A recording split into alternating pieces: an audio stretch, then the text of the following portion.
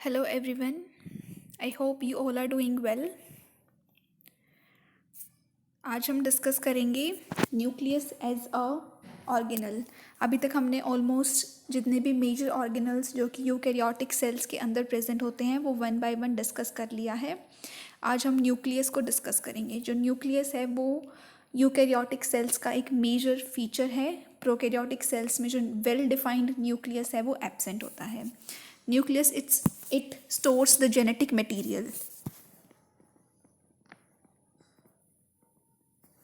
Genetic material को store करने का जो काम है वो न्यूक्लियस का होता है। Genetic material it can be DNA, mostly it is DNA, it can be RNA in case of certain viruses, लेकिन वहाँ पे जो वेल डिफाइंड न्यूक्लियस है वो एब्सेंट होता है।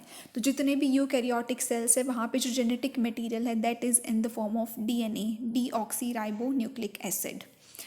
तो आज हम डिस्कस करेंगे structure of nucleus and then we will discuss about its functions.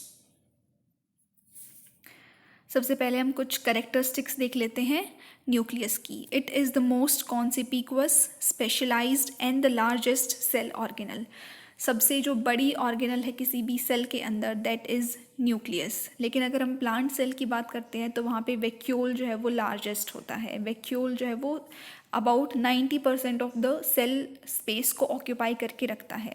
लेकिन अगर हम एनिमल सेल की बात करते हैं तो वहाँ पे जो लार्जेस्ट सेल ऑर्गेनल है that is nucleus. It is a double membrane bound structure that controls cellular metabolism. Double membrane bound structure, mitochondria, chloroplast and the third one is nucleus. तो ये तीन ऑर्गेनल्स ऐसे हैं जो डबल मेम्ब्रेन बाउंड स्ट्रक्चर हैं, जिनकी दो membrane है, an outer membrane and an inner membrane. इस तरीके से दो मेम्ब्रेन जो हैं वो प्रेजेंट होती है न्यूक्लियस के अंदर। सेलुलर मेटाबॉलिज्म को कंट्रोल करता है। कैसे कंट्रोल करता है सेलुलर मेटाबॉलिज्म को? हम जो भी खाना खाते हैं, जो भी कुछ होता है वो बेसिकली हमारी बॉडी के अंदर जो भी फंक्शन हो रहा होता है वो एंजाइम्स की हेल्प से होता है। एंजाइम्स जो भी हमारी बॉडी के अंदर जो भी मेजर फंक्शन हो रहे हैं, चाहे वो डाइजेशन हो, मतलब जो भी आप मेजर फंक्शन लगा लीजिए, वो जो है वो एंजाइम्स की हेल्प से होता है। तो उसको हम बोलते हैं मेटाबॉलिज्म। एंजाइम्स जो है वो बेसिकली क्या होते हैं? प्रोटीन्स होते हैं। एंजाइम्स जो है वो मोस्टली प्रोटीन्स होते हैं। और प्रोटीन्स कैसे बनते हैं? प्रोटीन्स बनता है डीएनए से।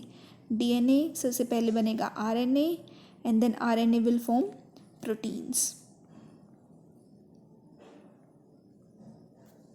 ठीक है, तो यहाँ पे इसलिए हमने ये लिखा है कि वो सेलुलर मेटाबॉलिज्म को कंट्रोल करता है, क्योंकि उसके पास genetic material in the form of DNA present है that will ultimately form protein जो है वो बनाएगा। तो इस तरीके से वो सेलुलर मेटाबॉलिज्म को कंट्रोल करेगा।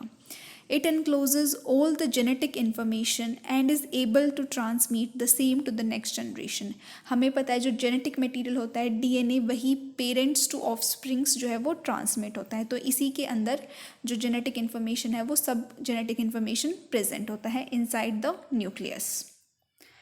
ये आपको याद रखना है। साइंटिस्ट का नाम Robert brown. It was discovered by Robert brown in 1831. Nucleus is present in all the eukaryotic cells except the mature RBCs of mammals. जो mammals की RBCs होती हैं, रेड ब्लड सेल्स या फिर इरिथ्रोसाइट्स जिनको हम बोलते हैं, वहाँ पर जो न्यूक्लियस है वो एब्सेंट होता है। जो हमारी RBCs हैं they are enucleated which means that वहाँ पे न्यूक्लियस एब्सेंट है। The nucleus of undividing cell is called interphase nucleus. ये भी इंपॉर्टेंट है और ये वाला पॉइंट भी इंपॉर्टेंट है कि RBCs में न्यूक्लियस होता है या नहीं होता है। Interphase nucleus, undividing cell. हमें पता है कि जो एक सेल है वो डिवाइड करके दो सेल बनाता है, लेकिन जिस टाइम पे ये डिवीजन नहीं कर रहा होता है उस टाइम पे उस फेज को हम बोलते हैं इंटरफेज।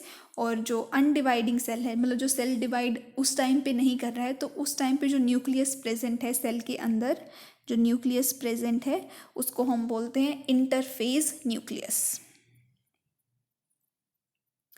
अब आते हैं हम ए न्यूक्लिएट सेल। ए न्यूक्लिएट सेल्स जहाँ पर जो न्यूक्लियस है वो एब्सेंट है। जो कुछ मैच्योर सेल्स होते हैं वहाँ पे न्यूक्लियस जो है वो एब्सेंट होता है। Example erythrocytes of many mammals and the सीव tube cells of vascular plants. ये दोनों एग्जाम्पल आपको याद रखने हैं। मैच्योर सेल यहाँ पे हमने क्यों लिया? कि जब इनिशियली जो सेल होते हैं, जो इनिशियली जब आरबीसीज के जो प्रिकर्सर सेल्स होते हैं वहाँ पर जो है न्यूक्लियस प्रेजेंट होता है, लेकिन जब अल्टीमेटली आरबीसीज बन जाती हैं फाइनली, तो आरबीसीज के अंदर न्यूक्लियस जो है वो एब्सेंट होता है। तो आरबीसीज के अंदर न्यूक्लियस क्यों एब्सेंट होता है? क्योंकि वहाँ पे हमें पता है कि जो आरबीसीज का मेजर फंक्शन है वो ट्रांसपोर्ट करना होता है गैसेस को, ऑक्सीजन एंड कार्बन डाइऑक्साइड। और ऑक्सीजन के ट्रांसपोर्ट के लिए हमारे पास एक प्रोटीन होता है विच इज़ हीमोग्लोबिन, जो कि आरबीसीज के अंदर प्रेजेंट होता है। अब उनका मेजर फंक्शन ट्रांसपोर्ट करना है गैसेस को, तो मैक्सिमली जो स्पेस है आरबीसी के अंदर, जो उसका साइटोप्लाज्म है उसके अंदर जो मैक्सिमम स्पेस है वो हीमोग्लोबिन ऑक्यूपाई करके रखता है। इस वजह से न्यूक्लियस और बाकी जितने भी ऑर्गेनल्स हैं वो ऑलमोस्ट एब्सेंट होते हैं आरबीसीज के अंदर। तो आरबीसीज के अंदर न्यूक्लियस भी एब्सेंट होता है, माइटोकॉन्ड्रिया और भी जितने भी सेल ऑर्गेनल्स हैं वो सब एब्सेंट होते हैं। एंडोप्लाज्मिक रेटिकुलम, गोल्जाई बॉडीज़, इनिशियली ये सब प्रेजेंट होते हैं, बट एट लास्ट ये सब नहीं रहते हैं। हीमोग्लोबिन जो है वो एकोमोडेट हो जाता है सारे के सारे स्पेस में, जो कि ऑक्सीजन ट्रांसपोर्ट में हेल्प करता है। सेकेंड जो एग्जाम्पल है ए न्यूक्लिएट सेल्स का, that is सीव tube cells of vascular plants. ये दोनों एग्जाम्पल्स आपको याद रखने हैं। नेक्स्ट हम बात करते हैं यूनिन्यूक्लिएट या फिर monokaryotic. Uni means single, mono means single. So uninucleate, एक सिंगल न्यूक्लियस जिन सेल्स के अंदर प्रेजेंट है उनको हम बोलते हैं यूनिन्यूक्लिएट या फिर मोनोकैरियोटिक। मोस्टली जितने भी सेल्स होते हैं हमारी बॉडी के अंदर वो यूनिन्यूक्लिएट ही होते हैं। Then we discuss about binucleate. Bi means two, bi means two, so there are two nucleus, दो न्यूक्लियस प्रेजेंट होते हैं। Example is paramecium. ये आपको याद रखना है कि पैरामीशियम के अंदर दो न्यूक्लियस प्रेजेंट होते हैं। First one is macronucleus and the second is micronucleus. इन दोनों का फंक्शन भी याद रखना है कि जो मैक्रोन्यूक्लियस है वो मेटाबॉलिक एक्टिविटीज़ को कंट्रोल करता है और जो माइक्रोन्यूक्लियस है वो जेनेटिक इंफॉर्मेशन को स्टोर करता है। जैसा कि आप इस फिगर में देख सकते हैं, ये एक टिपिकल एनिमल सेल का स्ट्रक्चर है। मोस्टली जो एनिमल सेल्स होंगे या फिर जितने भी सेल्स जो नॉर्मली यूकैरियोटिक सेल्स हैं, दे आर यूनिन्यूक्लिएट, मतलब उनके अंदर सिर्फ एक ही न्यूक्लियस प्रेजेंट होता है, यूनिन्यूक्लिएट। ये है हमारे पास पैरामीशियम का स्ट्रक्चर। पैरामीशियम जो है वो बाई न्यूक्लिएट है। बाई न्यूक्लिएट मीन्स वहाँ पे दो न्यूक्लियस प्रेजेंट है, एक मैक्रोन्यूक्लियस है और एक माइक्रोन्यूक्लियस है। मैक्रोन्यूक्लियस मेटाबॉलिक एक्टिविटीज़ को कंट्रोल करता है और जो माइक्रोन्यूक्लियस है वो जेनेटिक इन्फॉर्मेशन जो डीएनए है उसको स्टोर करने का काम करता है। तो ये बहुत ही इंपॉर्टेंट है कि बाई न्यूक्लिएट ऑर्गेनिज्म का एग्जाम्पल बताएं तो पैरामीशियम। और एक ए न्यूक्लिएट आपको याद रखना है या फिर ई न्यूक्लिएट भी उसको हम बोल सकते हैं कि जो न्यूक्लियस है वो एब्सेंट है। RBCs of mammals and sieve tube cells of vascular plants. अब हम आते हैं multi nucleate. Multi nucleate, multi means many and nucleate means nuclei, so they have many nuclei. इसमें आपको जो मेजरली याद रखना है word that is syncytium. Syncytium is the multi nucleate condition of animal cells. जब एक एनिमल सेल के अंदर बहुत सारे न्यूक्लियस जब प्रेजेंट हैं तो उसको हम बोलते हैं सिंसीशियम। कुछ इस तरीके का स्ट्रक्चर कि ये हमारे पास सेल है और बहुत सारे अगर न्यूक्लियस इसके अंदर प्रेजेंट है तो इस कंडीशन को हम बोलते हैं सिंसीशियम। ये वर्ड बहुत इंपॉर्टेंट है, इसको आपको याद रखना है कि सिंसीशियम का मतलब क्या होता है। सिनोसिटिक, इसी वर्ड को हम सिनोसिटिक बोलते हैं प्लांट सेल के अंदर। और प्लाज्मोडियम जो स्लाइम माउल्ड होता है उसकी जो मल्टी न्यूक्लिएट कंडीशन है उसको हम प्लाज्मोडियम बोलते हैं। ये जब हम स्लाइम माउल्ड्स को पढ़ेंगे तो वहाँ पे देखेंगे कि प्लाज्मोडियम कैसे बनता है। यहाँ पे आप सिर्फ सिंसीशियम याद रखिएगा कि multi nucleate condition of animal sales को हम सिंसीशियम बोलते हैं। अब हम डिस्कस करते हैं स्ट्रक्चर ऑफ न्यूक्लियस। तो जो स्ट्रक्चर, जब हम स्ट्रक्चर की बात करते हैं तो हम कह सकते हैं कि जो एक टिपिकल न्यूक्लियस है उसके 5 मेजर पार्ट्स हैं। Nuclear envelope, nucleoplasm, nuclear matrix, chromatin and nucleolus. इस फिगर में भी आप देख सकते हैं कि न्यूक्लियर पोर मतलब न्यूक्लियर एनवलप का ही एक रीजन होता है nuclear pore. Then we have chromatin, nucleolus, nucleoplasm, nuclear envelope. तो अब हम इन पांचों स्ट्रक्चर्स को वन बाय वन डिस्कस करते हैं। सबसे पहले हम देखते हैं न्यूक्लियर एनवलप। हमने पढ़ा था कि डबल मेम्ब्रेन है न्यूक्लियस का तो double membrane covering which separates the nucleus from cytoplasm. जो न्यूक्लियस है उसको बाकी जितना भी साइटोप्लाज्म है उसको सेपरेट करने का काम करता है न्यूक्लियर एनवलप। जो आउटर मेम्ब्रेन है न्यूक्लियस की, it often bear ribosomes and it remain in continuation with the rough endoplasmic reticulum. ये हमारे पास इनर मेम्ब्रेन है और ये आउटर मेम्ब्रेन है, तो ये कॉन्टिन्यूएशन में रहती है किसके, एंडोप्लाज्मिक रेटिकुलम के साथ। इस तरीके से ये जब हमने रफ एंडोप्लाज्मिक रेटिकुलम पढ़ा था तब भी हमने डिस्कस किया था कि जो रफ एंडोप्लाज्मिक रेटिकुलम है वो एक कॉन्टिन्यूएशन होता है आउटर एनवेलप ऑफ न्यूक्लियस का। यहाँ पे हमने दोबारा इसको देखा है कि जो आउटर मेम्ब्रेन है न्यूक्लियस की वो in continuation with rough endoplasmic reticulum होती है, और उसका जो आउटर सरफेस, आउटर जो मेम्ब्रेन है वहाँ पे राइबोसोम्स भी प्रेजेंट होते हैं। रफ एंडोप्लाज्मिक रेटिकुलम के ऊपर भी राइबोसोम्स प्रेजेंट होते हैं और जो न्यूक्लियस की जो आउटर मेम्ब्रेन है वहाँ पे भी राइबोसोम्स अटैच्ड होते हैं। जो इनर मेम्ब्रेन है वो स्मूथ है। The two membranes are separated by a space called perinuclear space. Suppose this is our inner membrane, ये जो है आउटर मेम्ब्रेन है, कॉन्टिन्यूएशन में है एंडोप्लाज्मिक रेटिकुलम की। तो इन दोनों के बीच का जो स्पेस है इसको हम बोलते हैं पेरीन्यूक्लियर स्पेस। ये जो स्पेस है वो 10 to 50 नैनोमीटर होता है। Nanometre, nanometre means 10⁻⁻⁹ metre. इतना कम ये स्पेस होता है दोनों मेम्ब्रेन्स के बीच में, इसको हम बोलते हैं पेरीन्यूक्लियर स्पेस। जैसा कि आप यहाँ पे देख सकते हैं, ये जो है आउटर मेम्ब्रेन है, ये जो है इनर मेम्ब्रेन है, और इन दोनों के बीच का जो स्पेस है उसको हम बोल रहे हैं पेरीन्यूक्लियर स्पेस। ये इनसाइड न्यूक्लियस न्यूक्लियर लेमिना, और जो आउटर मेम्ब्रेन है इसके ऊपर हमारे पास राइबोसोम्स भी प्रेजेंट हैं। जो न्यूक्लियर एनवलप है it bears a number of perforations called the nuclear pores. इस तरीके से जैसे ये हमारी हो गई, इस तरीके से प्रेजेंट होते हैं। ये इनर मेम्ब्रेन है, ये आउटर मेम्ब्रेन है। जहाँ पे ये दोनों मेम्ब्रेन फ्यूज़ कर रही हैं, ये दोनों सपोज यहाँ पे फ्यूज़ होगी, तो ये जो एक स्पेस या फिर एक पोर लाइक स्ट्रक्चर जो बन गया इसको हम बोल रहे हैं न्यूक्लियर पोर। न्यूक्लियर पोर कैसे बना, फ्यूजन ऑफ टू मेम्ब्रेन्स। जब जो इनर मेम्ब्रेन है और जो आउटर मेम्ब्रेन है वो एक रीजन पे आके यहाँ पे फ्यूज़ हो गए हैं, तो उसकी वजह से एक पोर लाइक स्ट्रक्चर बन गया है जिसको हम बोल रहे हैं न्यूक्लियर पोर। इसी न्यूक्लियर पोर के थ्रू जो movement of RNA and protein molecules take place in both the directions. कैसे देख सकते हैं हम इसको, जैसे कि हमारे न्यूक्लियस का स्ट्रक्चर हम बना लेते हैं पूरा।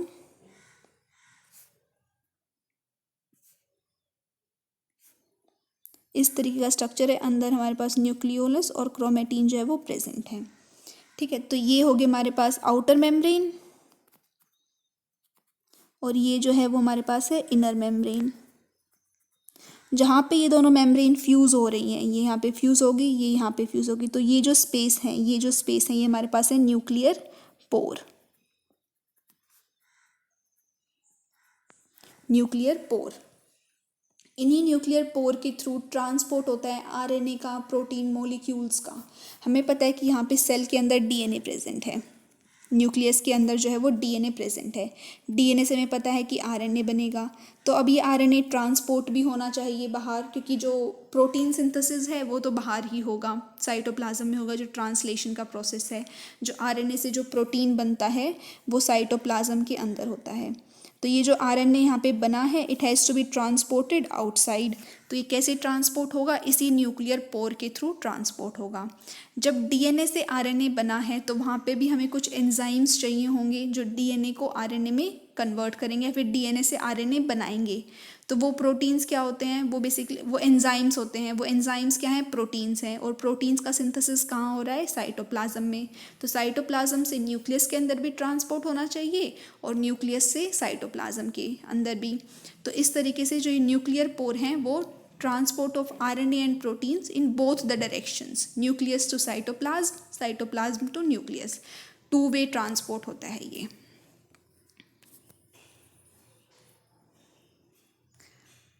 ये तो हमने डिस्कस कर लिया न्यूक्लियर एनवेलप को। नेक्स्ट हम डिस्कस करते हैं nucleoplasm. Nucleoplasm it provides turgidity to the nucleus. It is the storehouse of all the raw materials which are required for the synthesis of RNA, DNA and ribosome subunits. Nucleoplasm के अंदर ही सारा का सारा जो material है RNA की synthesis के लिए, डीएनए सिंथेसिस के लिए और राइबोसोम जो यूनिट्स बनती हैं, राइबोसोमल सब यूनिट्स जो बनती हैं, उनकी सिंथेसिस के लिए जितना भी मटेरियल जो प्रेजेंट है वो न्यूक्लियोप्लाज्म के अंदर प्रेजेंट होता है।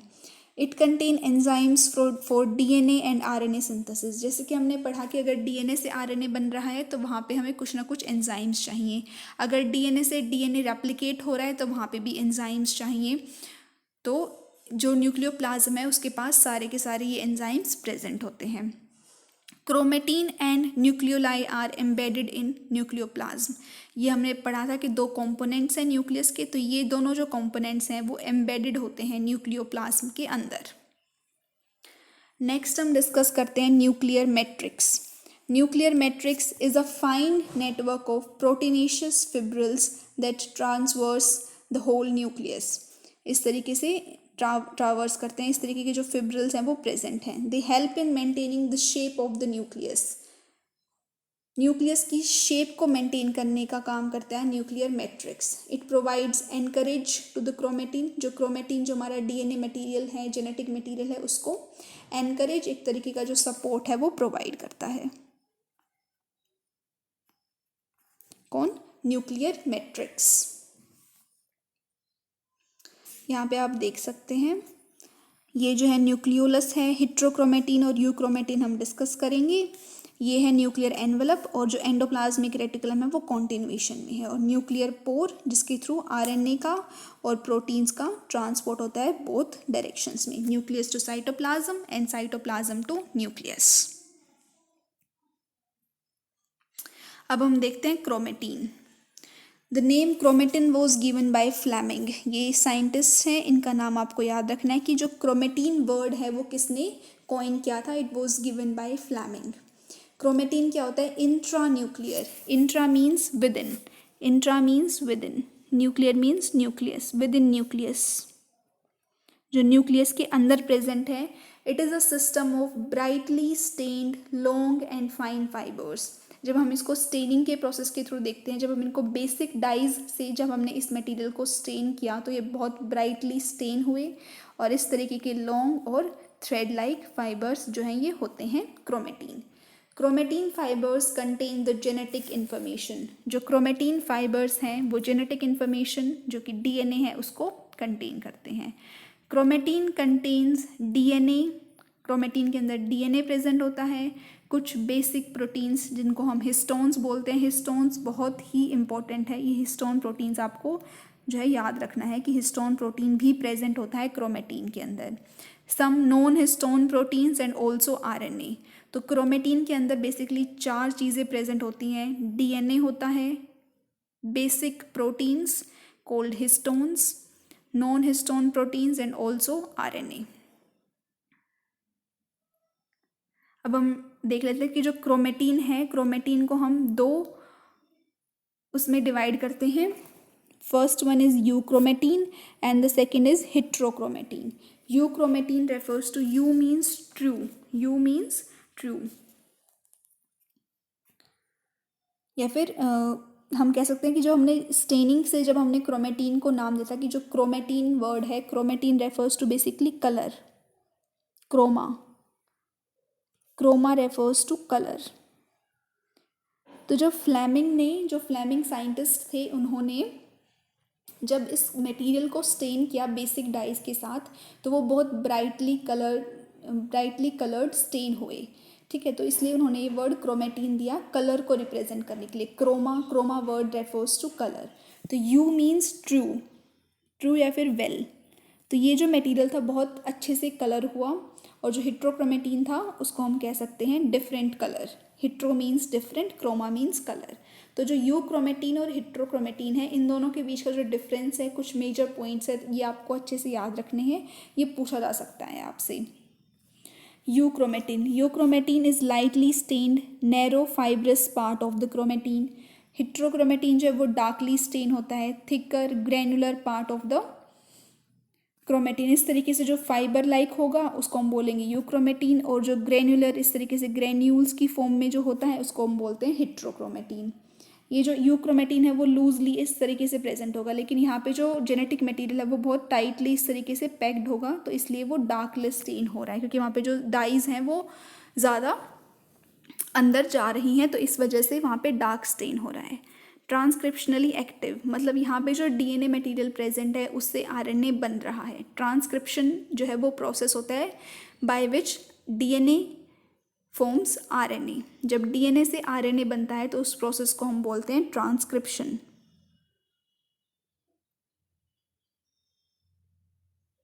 DNA to RNA. तो जो यूक्रोमेटिन जो पोर्शन है इट इज ट्रांसक्रिप्शनली एक्टिव, लेकिन जो हेट्रोक्रोमेटिन पोर्शन है इट डज नॉट, ट्रांसक्रिप्शन जो है हेट्रोक्रोमेटिन रीजन में नहीं होता है। Euchromatin is influenced by changes in pH. जब सेल की पीएच के अंदर चेंज होगा तो जो यूक्रोमेटिन का जो स्ट्रक्चर है वो इन्फ्लुएंस होगा, टेम्परेचर से इन्फ्लुएंस होगा, कुछ हॉर्मोन्स से इन्फ्लुएंस होगा, लेकिन हेट्रोक्रोमेटिन के ऊपर बहुत कम इफेक्ट होगा इन सब फैक्टर्स का। Euchromatin represents the bulk, bulk means majority, majority of जो क्रोमेटिन हमारे सेल्स के अंदर प्रेजेंट है that is euchromatin, and heterochromatin represents only a part of the chromatin को रिप्रेजेंट करता है हेट्रोक्रोमेटिन। कुछ ये मेजर डिफरेंसेस हैं यूक्रोमेटिन एंड हेट्रोक्रोमेटिन के। मेजरली आपको याद रखना है कि यूक्रोमेटिन इज लाइटली स्टेन्ड और लूजली पैक्ड होता है, हेट्रोक्रोमेटिन जो है वो टाइटली पैक्ड होता है, टाइटली पैक्ड, और ये जो होता है लूजली पैक्ड। और एक लाइटली स्टेन्ड, डार्कली स्टेन्ड, ये ट्रांसक्रिप्शनली एक्टिव, ट्रांसक्रिप्शनली इनएक्टिव। ये तीन मेजर पॉइंट्स हैं, आप इतना याद रख सकते हैं। आगे हम बात करते हैं फंक्शंस ऑफ क्रोमेटिन की। तो chromatin it stores the genetic information, जो डीएनए है वो क्रोमेटिन की फॉर्म में स्टोर होता है। It forms the chromosomes for equitable distribution of genetic material during cell division. हमें पता है कि क्रोमेटिन इस तरीके का लूजली इस तरीके का स्ट्रक्चर जो है वो क्रोमेटिन होता है, लेकिन क्रोमोसोम्स जो है वो कंडेंस्ड फॉर्म होती है, इस तरीके से जो बनता है उसको हम बोलते हैं क्रोमोसोम्स। क्रोमोसोम्स तभी बनते हैं जब सेल डिवाइड कर रहा होता है, अदरवाइज जो जेनेटिक मटेरियल है वो क्रोमेटिन की फॉर्म में ही प्रेजेंट होता है, लॉन्ग फाइबर्स की फॉर्म में प्रेजेंट होता है। जब सेल डिवीजन स्टार्ट हो जाता है तो उस टाइम पे जो ये क्रोमेटिन है वो कंडेंस करना स्टार्ट कर जाता है, जब जाके हमारे पास क्रोमोसोम्स बनते हैं। So it forms chromosomes for equitable मतलब इक्वल डिस्ट्रीब्यूशन होना चाहिए जेनेटिक मटेरियल का ड्यूरिंग सेल डिवीजन। सपोज ये हमारे पास एक सेल है,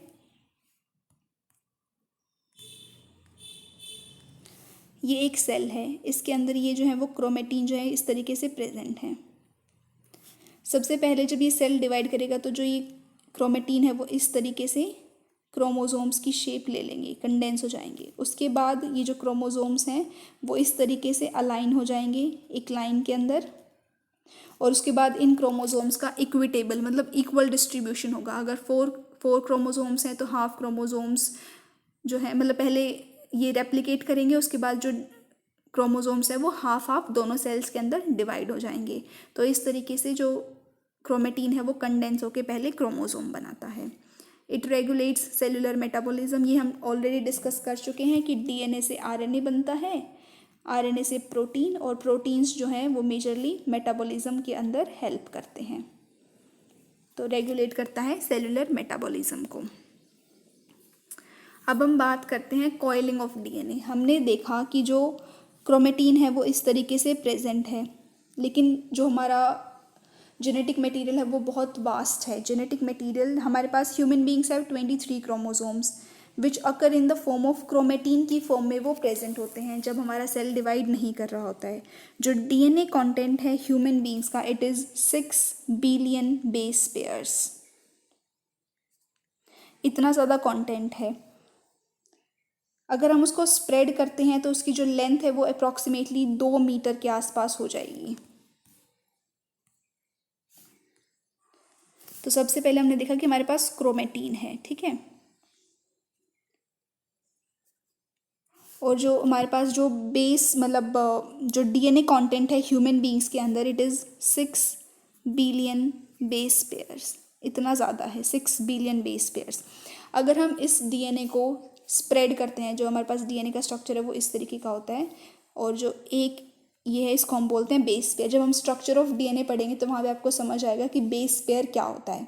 यहाँ पे आप सिर्फ इतना समझिए कि कॉइलिंग ऑफ डीएनए क्या होती है। कॉइलिंग ऑफ डीएनए को भी हम जब क्लास 12th में पढ़ेंगे चैप्टर, तो वहाँ पे हम इसको डिटेल में दोबारा डिस्कस करेंगे। यहाँ पे सिर्फ थोड़ा सा ही देखना है। तो हमने देखा कि 6 बिलियन बेस पेयर्स हैं। अगर हम इतना जो डीएनए है अगर हम उसको स्प्रेड करते हैं तो वो 2 मीटर के एरिया को ऑक्यूपाई करेगा अप्रॉक्सीमेटली। लेकिन हमने डिस्कस किया था कि जो यूकेरियोटिक सेल्स हैं उनका स्ट्रक्चर तो माइक्रोन मीटर में होता है। तो इतना बड़ा जो जेनेटिक मटेरियल है वो किस तरीके से न्यूक्लियस के अंदर स्टोर हो रहा है। सेल का साइज़ माइक्रोन मीटर में है तो न्यूक्लियस का साइज़ तो उससे भी छोटा होगा। तो इतने छोटे से स्पेस में जो 2 मीटर जो अप्रॉक्सीमेटली हमारे पास डीएनए कंटेंट है वो किस तरीके से स्टोर होगा। तो वहाँ पे जो डीएनए है वो कोइल होना चाहिए, तभी वो स्टोर हो पाएगा। तो क्रोमेटिन जो है कंडेंस होके क्रोमोसोम्स जो बना रहा है, क्रोमेटिन फाइनली जब कंडेंस हो जाता है तो वो क्रोमोसोम बनाता है। लेकिन बीच में और भी बहुत सारे स्ट्रक्चर्स जो हैं वो बनते हैं। जब हम कॉइलिंग ऑफ डीएनए पढ़ेंगे, कॉइलिंग ऑफ डीएनए, तो वहाँ पे हम इसको डिटेल में डिस्कस करेंगे कि किस तरीके से होता है। सबसे पहले हम डीएनए के स्ट्रक्चर को डिस्कस करेंगे, बेस पेयर्स क्या होते हैं उनको डिस्कस करेंगे, फिर हम कॉइलिंग ऑफ डीएनए को पढ़ेंगे। ये देख लीजिए आप, न्यूक्लियोसोम। तो हमने देखा था कि जो क्रोमेटिन है वहाँ पे हिस्टोन प्रोटीन प्रेजेंट है, हिस्टोन प्रोटीन प्रेजेंट है और डीएनए है, और कुछ नॉन बेसिक प्रोटीन्स भी थे और आरएनए भी था। तो ये जो आपको ग्रीन स्ट्रक्चर और जो ये H1 हिस्टोन दिख रहा है ये है हमारे पास हिस्टोन प्रोटीन्स, और इसके अराउंड जो डीएनए है वो कोइल हो रहा है। इस तरीके से जो है वो कोइलिंग ऑफ डीएनए होता है। कॉम्पोजिशन, ये इस स्ट्रक्चर को हम बोलते हैं न्यूक्लियोसोम। जो डीएनए प्लस हिस्टोन प्रोटीन्स का जो स्ट्रक्चर है इसको हम बोलते हैं न्यूक्लियोसोम। तो जो हमारे पास हिस्टोन प्रोटीन्स होते हैं, histone proteins, 5 types of histone proteins होता है, H2A, H2B, H3, H4 and H1। तो H2A, H2B, H3 and H4 इस तरीके से ये एक ऑक्टामर बनाते हैं। ये 4 हो गए और 4 इनके पीछे इस तरीके से, हर एक जो है वो डुप्लेट में है। ये H2A, H2B, H3, H4 इस तरीके से, ये A, B, 3, 4 ये इन्होंने बना लिया ऑक्टामर। ये जो स्ट्रक्चर है 1, 2, 3, 4, 5, 6, 7 और एक इसके पीछे 8। ये जो स्ट्रक्चर बना 8 हिस्टोन कोर का, इसको हम बोलते हैं, ये हो गया हिस्टोन कोर। और फिर ये डीएनए, ये जो रेड दिख रहा है ये डीएनए इसके राउंड कोइल हुआ, और फिर फाइनली ये H1 हिस्टोन। तो इस पूरे स्ट्रक्चर को हम बोलते हैं न्यूक्लियोसोम। तो न्यूक्लियोसोम के अंदर क्या है, H1 हिस्टोन और एक ऑक्टामर बनाया है वो है, और जो डीएनए कोइल हुआ है वो न्यूक्लियोसोम है। इस सब को हम दोबारा डिस्कस करेंगे क्लास 12th में जब हम कोइलिंग ऑफ डीएनए को डिटेल में डिस्कस करेंगे। यहाँ से आप एक न्यूक्लियोसोम जो वर्ड है वो याद रख सकते हैं कि जो क्रोमेटिन है वो क्रोमोसोम में कैसे बनता है, एक न्यूक्लियोसोम बनता है, उसके बाद और भी बहुत सारे स्ट्रक्चर्स जो हैं वो बनते हैं। अब हम बात करते हैं क्रोमोसोम्स की। Chromosomes, they are DNA protein hereditary structures formed by condensation of chromatin fibres at the time of cell division. जब सेल डिवाइड नहीं कर रहा होता है तो हमारे पास क्रोमेटिन प्रेजेंट होता है, जो डीएनए है वो फाइबर्स की फॉर्म में प्रेजेंट होता है। लेकिन जैसे ही सेल डिवीजन की तरफ जाता है तो वहाँ पे जो क्रोमेटिन है वो कंडेंस होना स्टार्ट हो जाता है, वो जो है वो कॉम्पैक्ट होना स्टार्ट हो जाता है। तो कॉम्पैक्ट होने के बाद जो इस तरीके के जो स्ट्रक्चर्स है आपको दिख रहे हैं ये बनते हैं, these are known as chromosomes. जो इंटरफेज न्यूक्लियस होता है has a loose and indistinct network of nucleoprotein fibres called chromatin. ये हम ऑलरेडी डिस्कस कर चुके हैं। इंटरफेज न्यूक्लियस, जो अनडिवाइडिंग सेल का न्यूक्लियस है उसको हम इंटरफेज न्यूक्लियस बोलते हैं। वहाँ पे लूज और इनडिस्टिंक्ट नेटवर्क, मतलब कुछ भी हम पहचान नहीं सकते हैं कि कौन सा स्ट्रक्चर प्रेजेंट है। जैसे हम क्रोमोसोम्स को एक तरीके से इस तरीके का एक स्ट्रक्चर बना सकते हैं कि ये क्रोमोसोम्स हैं, वेल डिफाइंड आपको अलग से दिख रहा है। क्रोमेटिन को हम इस तरीके से डिस्टिंक्ट नहीं कर सकते हैं दूसरे स्ट्रक्चर्स से। ये एक क्रोमोसोम का स्ट्रक्चर है। क्रोमोसोम ये जो हैं इस तरीके जो ये हमने बनाया था ये हैं क्रोमेटिड्स बोलते हैं इनको। फिर ये जो होता है सेंट्रोमियर होता है जहाँ पे क्रोमोसोम्स की जो दोनों क्रोमेटिड्स हैं वो ज्वाइन करती हैं। जहाँ पे ये ज्वाइन करेंगी उससे जो ऊपर वाला जो आर्म होता है उसको हम पी आर्म बोलते हैं जो कि शॉर्ट आर्म होती है। और ये जो है क्यू आर्म होती है विच इज़ लॉन्ग आर्म। और ये आपको दिखाएगा कि डीएनए मॉलिक्यूल जो है वो इस तरीके से पैक होता है। तो एक क्रोमोसोम के अंदर हमारे पास 2 क्रोमेटिड्स प्रेजेंट हैं जो कि one is exact copy of the other and each contains 1 DNA molecule. P arm होती है जो कि शॉर्ट आर्म होती है, क्यू आर्म होती है जो कि लॉन्ग आर्म होती है, सेंट्रोमियर जहाँ पे जो ये दोनों क्रोमेटिड्स हैं वो ज्वाइन करती हैं, फिर कंस्ट्रिक्टेड जो पॉइंट है उसको हम बोलते हैं सेंट्रोमियर। और ये जो है डीएनए मॉलिक्यूल प्रेजेंट है। प्राइमरी कंस्ट्रिक्शन और द सेंट्रोमियर इज प्रेजेंट। जो क्रोमोसोम्स हैं एवरी क्रोमोसोम हर एक जो क्रोमोसोम है उसके पास एक प्राइमरी कंस्ट्रिक्शन होगा जिसको हम बोलते हैं सेंट्रोमियर। इस सेंट्रोमियर की दोनों तरफ जो है डिस्क लाइक स्ट्रक्चर्स प्रेजेंट होते हैं जिसको हम बोलते हैं kinetochore. On sides of centromere disc shaped structures called kinetochores are present.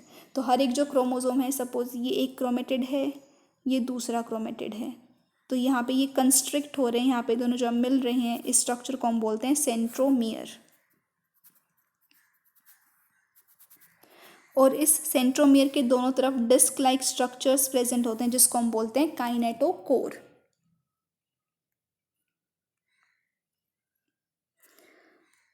So human beings have 23 pairs of chromosomes. Human beings के अंदर 23 पेयर्स ऑफ क्रोमोसोम्स प्रेजेंट होते हैं। फिर टोटल हम कह सकते हैं 46 क्रोमोसोम प्रेजेंट होते हैं इन अ नॉर्मल ह्यूमन। सो उसमें से जो 22 पेयर्स होते हैं वो ऑटोसोम्स होते हैं और जो एक पेयर होता है उसको हम बोलते हैं sex chromosomes which determine the sex of the individual whether it is a male और it is a female. So if it is an XX it is going to be a female. This is the sign for female.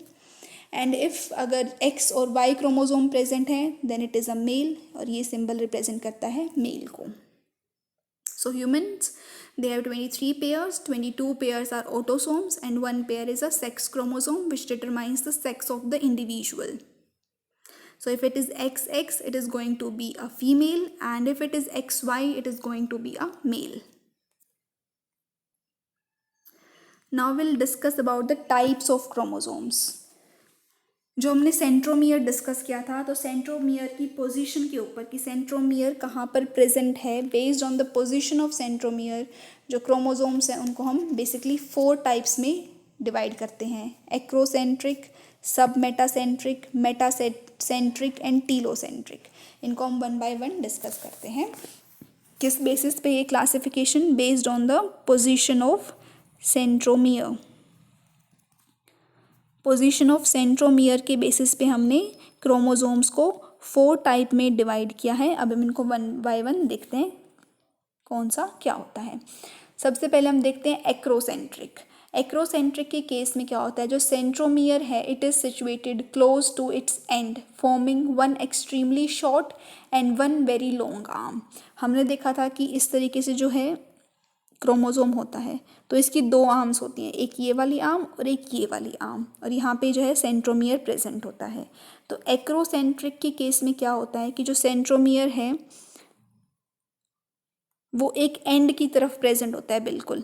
तो ये वाली जो arm है वो बहुत ही छोटी हो गई और ये वाली जो आर्म है वो बहुत बड़ी हो गई, very long and it is very short.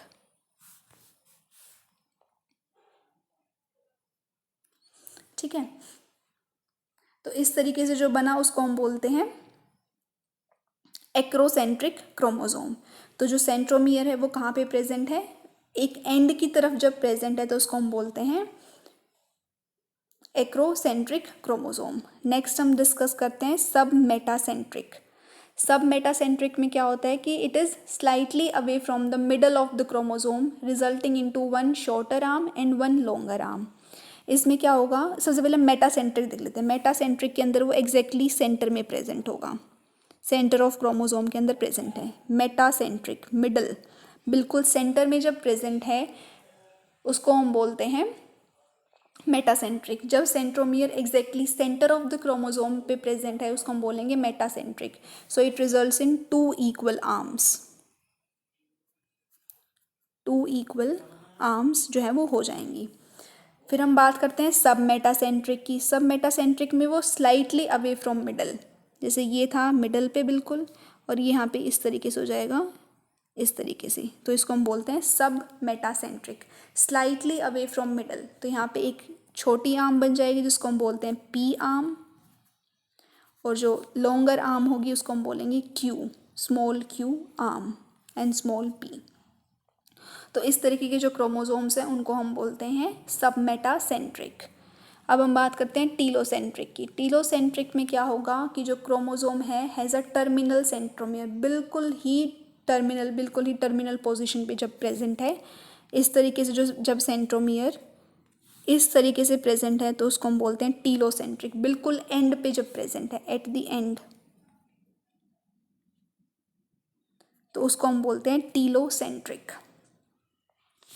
ये जो फिफ्थ आपको दिख रहा है, this is chromosome showing satellite region. Satellite region हमने पढ़ा कि प्राइमरी कंस्ट्रिक्शन प्रेजेंट है, लेकिन जो कुछ क्रोमोसोम्स होते हैं वहाँ पे सेकेंडरी कंस्ट्रिक्शंस भी प्रेजेंट होती है, तो इसको हम बोलते हैं सैटेलाइट. ये सेकेंडरी, प्राइमरी कंस्ट्रिक्शन को हमने क्या बोला, सेंट्रोमियर. लेकिन कुछ क्रोमोसोम्स ऐसे भी होते हैं जहाँ पे सेकेंडरी कंस्ट्रिक्शन प्रेजेंट होती है. इन सेकेंडरी कंस्ट्रिक्शंस को हम सैटेलाइट बोलते हैं. Secondary constriction is known as satellite. Last हम डिस्कस करते हैं न्यूक्लियोलस. जो पार्ट ऑफ न्यूक्लियस है उसको डिस्कस करते हैं. न्यूक्लियोलस जो है वो एक मेम्ब्रेन लेस है. न्यूक्लियस के अंदर ही न्यूक्लियोलस प्रेजेंट है, कोई अलग से स्ट्रक्चर नहीं है. So it is membrane less, मतलब इसकी कोई मेम्ब्रेन नहीं होती. डार्कली स्टेनिंग, राउंडेड और स्लाइटली इरेगुलर स्ट्रक्चर, या तो राउंडेड होगा या फिर उसकी जो शेप है वो इरेगुलर भी हो सकती है. मेम्ब्रेन लेस से कोई डिफाइंड बाउंड्री नहीं है. It's content is continuous with the rest of nucleoplasm. ऐसा नहीं है कि अलग से कोई स्ट्रक्चर, अलग से कोई मेम्ब्रेन को डिफाइन करके न्यूक्लियोलस बना है, वो न्यूक्लियोप्लाज्म के कॉन्टिन्यूएशन में ही है. It is attached to chromatin at a specific site which is called as the nucleolar organizer region, NOR. ये हमारे पास न्यूक्लियस है, यहाँ पे सपोज एक क्रोमेटीन जो है वो प्रेजेंट है और ये न्यूक्लियोलस है. तो ये जो न्यूक्लियोलस है वो क्रोमेटीन के साथ अटैच्ड है एक स्पेसिफिक साइट पे जिसको हम बोलते हैं न्यूक्लियोलर ऑर्गेनाइजिंग रीजन, NOR. ये वर्ड आपको याद रखना है, न्यूक्लियोलर ऑर्गेनाइजर रीजन, NOR. एक न्यूक्लियस के अंदर टिपिकली 1 to 4 न्यूक्लियोलाई प्रेजेंट होते हैं. एक तो होगा ही होगा, 1 to 4 जो है वो वेरी करता है. Calcium ion is essential for the maintenance of nucleus. Calcium ion जो है वो असेंशियल है न्यूक्लियस की मेंटेनेंस के लिए. जो न्यूक्लियोलस है जब सेल डिवाइड करता है उस टाइम पे it disappears and it reappears after its reformation. तो जो न्यूक्लियोलस है वो डिसअपियर हो जाएगा जब न्यूक्लियस डिवाइड करेगा, और जब 2 न्यूक्लियस वापस बन जाएंगे एक न्यूक्लियस से, तो जो न्यूक्लियोलस है वो वापस रीअपियर हो जाएगा, वापस से बन जाएगा. इसका जो मेजर फंक्शन है, it is a site for the active ribosomal RNA synthesis. rRNA और राइबोसोमल RNA का जो सिंथेसिस है वो न्यूक्लियोलस में होता है. हमने पढ़ा था 3 टाइप्स ऑफ RNA होते हैं basically. One is messenger RNA, second is ribosomal RNA and the third one is transfer RNA. इन सब का फंक्शन भी हम देखेंगे one by one. Messenger RNA हमने बताया था कि मैसेंजर RNA जो वो प्रोटीन्स बनाता है. राइबोसोमल RNA जो है वो राइबोसोम्स बनाते हैं. राइबोसोम्स के अंदर जो है राइबोसोमल RNA प्रेजेंट होता है. ट्रांसफर RNA जो है वो भी ट्रांसलेशन में हेल्प करता है, प्रोटीन सिंथेसिस में ही हेल्प करता है. तो राइबोसोमल RNA का जो सिंथेसिस है वो न्यूक्लियोलस में होता है. तो ये पॉइंट आपको याद रखना है कि जो न्यूक्लियोलस है it is an active site for the synthesis of ribosomal RNA. ये बहुत बहुत इम्पोर्टेंट है, ये आपको याद रखना है. Large and more numerous nucleoli are present in the cells which actively carry out protein synthesis. अब हमने देखा कि राइबोसोमल RNA जो है वो राइबोसोम्स बनाएगा, और राइबोसोम्स हमें पता है किस में हेल्प करते हैं, प्रोटीन सिंथेसिस में हेल्प करते हैं. तो जहाँ पे ज़्यादा न्यूक्लियोलस प्रेजेंट है, न्यूक्लियोलस जहाँ पे ज़्यादा प्रेजेंट है मतलब उन सेल्स में एक्टिवली प्रोटीन सिंथेसिस हो रहा है। तो इस तरीके से हम इसको कोरिलेट कर सकते हैं। हमने देखा कि जो न्यूक्लियोलस है वो राइबोसोमल आरएनए को सिंथेसाइज कर रहा है, राइबोसोमल आरएनए की सिंथेसिस में हेल्प कर रहा है। राइबोसोमल आरएनए क्या बनाएगा? राइबोसोम्स बनाएगा। राइबोसोम्स हमें पता है क्या करते हैं? प्रोटीन सिंथेसिस में हेल्प करते हैं, प्रोटीन सिंथेसिस में हेल्प करते हैं, या फिर जिसको प्रोसेस को हम ट्रांसलेशन भी बोलते हैं। ठीक है, तो न्यूक्लियोलस ने बनाया राइबोसोमल आरएनए, राइबोसोमल आरएनए बनाएगा राइबोसोम्स। तो जितने ज़्यादा न्यूक्लियोलस प्रेजेंट हैं उतने ज़्यादा राइबोसोमल आरएनए बनेगा, जितना ज़्यादा राइबोसोमल आरएनए बनेगा उतने राइबोसोम्स बनेंगे और फिर उतना ही ज़्यादा प्रोटीन सिंथेसिस होगा। तो जिन सेल्स में एक्टिवली प्रोटीन सिंथेसाइज हो रहा है तो वहाँ पे ज़्यादा नंबर ऑफ न्यूक्लियोलस प्रेजेंट होंगे। ये जो एक फिगर है, ये लास्ट जो कंक्लूडिंग स्लाइड जो है, इसको हम दोबारा भी डिस्कस करेंगे जो जब हम पढ़ेंगे कि कैसे जो डीएनए है वो कैसे पैकिंग होती है। तो सबसे पहले इस तरीके का स्ट्रक्चर प्रेजेंट होता है जो मैं आपको बता रही थी, बेस पेयर्स, जैसे कि एडेनिन जो है वो थाइमीन के साथ बेस पेयर करता है, ग्वानिन जो है वो साइटोसिन के साथ करता है। इनको भी हम पढ़ेंगे कि एडेनिन क्या है, थाइमीन क्या है, ग्वानिन, साइटोसिन। तो सबसे पहले ये जो है डीएनए डबल स्ट्रैंडेड, ये इस तरीके का स्ट्रक्चर होता है सबसे पहले। फिर वो कॉम्पैक्ट हो जाता है, हिस्टोन प्रोटीन्स के साथ मिल जाता है तो वो न्यूक्लियोसोम बनाएगा। फिर न्यूक्लियोसोम कॉम्पैक्ट होकर एक सोलेनोइड इस तरीके का स्ट्रक्चर बनाएंगे, सोलेनोइड स्ट्रक्चर। फिर वो फाइनली कॉम्पैक्ट होकर इस तरीके से क्रोमोसोम बनाएंगे जो कि न्यूक्लियस के अंदर प्रेजेंट होता है। तो इस तरीके से जो है वो कॉइलिंग ऑफ डीएनए होता है। इस कॉइलिंग ऑफ डीएनए को हम क्लास 12th में बहुत डिटेल में डिस्कस करेंगे। यहाँ पे आपको सिर्फ ये याद रखना है कि क्रोमेटीन प्रेजेंट होता है जब न्यूक्लियस जब सेल डिवाइड नहीं हो रहा होता है, लेकिन at the time of cell division जब सेल डिवाइड कर रहा होता है ये जो क्रोमेटीन है वो कंडेंस होने लग जाता है, कंडेंस होके ये फाइनली क्रोमोसोम बनाता है और ये जो क्रोमोसोम्स है वो इक्वली डिवाइड हो जाते हैं दो सेल्स के अंदर।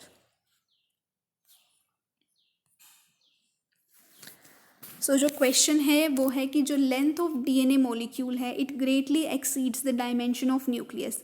हमने देखा था कि जो लेंथ है डीएनए मॉलिक्यूल की वो अराउंड 2 मीटर है अगर हम उसको स्प्रेड करते हैं तो, लेकिन जो डायमेंशंस है न्यूक्लियस के वो माइक्रोन मीटर में है, 10⁻⁻⁶ मीटर के अंदर है। तो इतना जो डीएनए वो कैसे एकोमोडेट होता है? डीएनएज डाइजेशन में, डीएनएज वो एंजाइम होते हैं जो डीएनए को डाइजेस्ट करते हैं, जो डीएनए को कट करते हैं, उनकी वजह से होता है। एलिमिनेशन ऑफ रेपिटेटिव डीएनए, जो रिपीट हो रहा है डीएनए उसको हम एलिमिनेट कर देते हैं, उसकी वजह से होता है। Deletion of essential genes, essential genes जो हमारे लिए ज़रूरी है उन जीन्स को हम हटा दे रहे हैं तो उस तरीके से एकोमोडेट होता है। या फिर सुपर कॉइलिंग इन न्यूक्लियोसोम्स, इस प्रोसेस के थ्रू होता है। तो इसका करेक्ट आंसर आप मुझे कमेंट सेक्शन में बता सकते हैं। नेक्स्ट क्वेश्चन है जो क्रोमेटीन है, chromatin it is made up of only nucleic acid से बना हुआ है, न्यूक्लिक एसिड मतलब डीएनए। सेकेंड जो है न्यूक्लिक एसिड एंड हिस्टोन्स दोनों प्रेजेंट हैं, nucleic acid and non histone proteins, या फिर nucleic acid histone and non histone proteins. Nucleic acid से यहाँ पे हमारा मतलब है डीएनए या फिर क्रोमेटीन भी हम कह सकते हैं, सॉरी डीएनए, क्रोमेटीन तो हम डिस्कस कर रहे हैं। तो न्यूक्लिक एसिड जो है दैट इज डीएनए या फिर आरएनए। तो आपको बताना है कि जो क्रोमेटीन है वो किन किन चीज़ों से मिलके बना हुआ है। इसका करेक्ट आंसर आप मुझे कमेंट सेक्शन में बता सकते हैं। अगर आपको ये जो वीडियोज़ हैं वो पसंद आ रही हैं तो आप प्लीज़ अपने फ्रेंड्स के साथ शेयर करें जो 11th और 12th क्लास में पढ़ते हैं, साथ ही साथ जो नीट की प्रिपरेशन, जो मेडिकल एंट्रेंस एग्ज़ाम है उसकी प्रिपरेशन कर रहे हैं तो उनके साथ भी डिस्कस करें। यहाँ पे मैं एनसीईआरटी का एक एक पॉइंट बहुत ही डिटेल में डिस्कस कर रही हूँ और जैसे ही ये चैप्टर कंप्लीट हो जाएगा उसके बाद जो हम प्रीवियस ईयर क्वेश्चंस हैं जो कि नीट एग्ज़ाम में पूछे गए हैं उनको भी डिस्कस करेंगे इस चैप्टर के। तो प्लीज़ आप अपने फ्रेंड्स के साथ शेयर करें ताकि वो इसका बेनिफिट उठा सकें। Thank you very much. Stay safe and stay healthy.